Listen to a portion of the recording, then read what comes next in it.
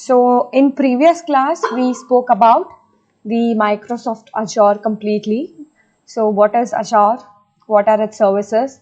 And basically what are its certification courses, which certification and all you can do. So in today's class, we will talk about the blob storage. So blob storage is nothing but it is the storage that is come from the Microsoft Azure. Okay, so it is Microsoft's object storage solution for the cloud. Blob storage is optimized for storing a massive amount of unstructured data such as text or binary data. So why are we using blob storage? We are using blob storage for the purpose of storing unstructured data. So basically whenever you're storing unstructured data, you're going to store this data in blob. So you can store huge amount of data. A massive amount of data is nothing but a huge amount of data. Okay, along with this unstructured data is nothing but a text format or binary data. Binary data is nothing but your zeros and ones, so that you can store it in the Azure blob storage. So along with that, why we are going to use blob storage? What are its usage? So the blob storage usages are it serves images or documents directly to the browser. So it is going to serve the images or any documents you want to present. So that images and that documents it is going to directly give it to the browsers. Excuse me. It stores files for distributed access. So there's going to be distributed action. So the files are going to get distributed in the distributed format. So it is going to store files for the distributed accessing action also. We can stream video and audio using blob storage. So you are going to stream, you can watch online videos, you can watch online songs using the blob storage as well. Easy writing to log files. You can write to the log files with the help of blob storage.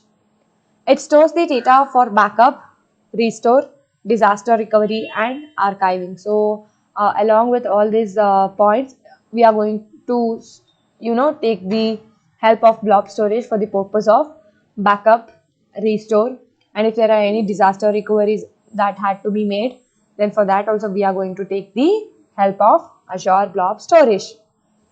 So it is also mainly used for archiving purpose. It stores the data for analysis by an on-premises or Azure hosted services. Azure blob storage is fundamental for the entire Microsoft Azure because many other Azure services will store the data within the storage account inside the blob storage and act upon that data, and every blob should be stored in a container. So all the data that we are going to store, so it is going to get dumped in the storage account. This storage account is there inside the blob storage. Okay, so this blob is going to act on that data. So all the blob, it must and should be stored in the container. So what do you mean by container? Container is more like a folder where different blobs are stored. So it is container, basically it is a folder, you can say. In this folder you are going to store your blob data or blob account inside the container. At the container level, we can define security policies and assign those policies to the container, which will be cascaded to all the blobs under the same container. A storage account can contain an unlimited number of containers, and each container can contain an unlimited number of blobs. Up to the maximum limit of storage account size is up to 500 TB. So basically container is going to contain all these blobs. So it has the size of 500 TB. So how much you can store your blob inside the container till the 500 TB memory is sufficient, then you can store your blob, okay, inside the container. So then next one is there are types of blobs. So basically Azure offers us the three types of different blob services. The first one is block blob, the second one is append blob, the third one is page blob. So in block blob, what is happening? It is going to store the text binary data up to about 4.7 TB. So basically blob is going to store your data which is up to 4.7 TB. It is the block of the data that can be managed individually. We can use blobs mainly to improve the upload time when we are uploading blob data into Azure. When we upload any videos, files, media files or any documents, we can generally use blobs unless they are log files. So whenever you are uploading your videos, whenever you are uploading your media files, or whenever you are sharing your audio video files, that time you can take the help of this blob. Basically it helps the people while they are uploading their videos, audios, files, etc. The append blob is nothing but it is made up of blocks like blobs. So append blob is nothing but it is made up from blobs, but it is optimized for append operation. So since it is made up from the blob, but it is only used for the appending the operations. It is ideal for an application like logging data from virtual machines. For example, application log, event log, where you need to append the data to the end of the file. So when we are uploading a blob into container using the Azure portal or using code, we can specify the blob type at that time. So whenever your application need to be appended, that time you can use the help of, you can take the help of append blob. Page blob, it stores the random access files up to 8 TB. Page blobs store the VHD file that backs VMs.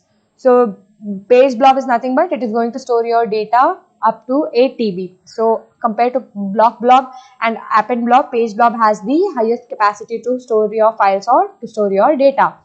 So it stores the VHDs files that backs up your virtual machines data.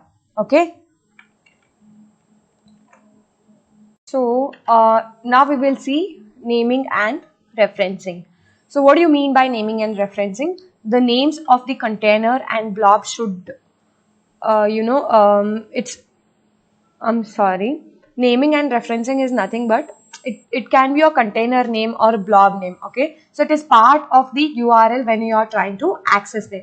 Naming and referencing is nothing but it is your URL or it is your blob name or it is your container name. Whenever you are accessing to the URL, this name appears. That is called naming and referencing.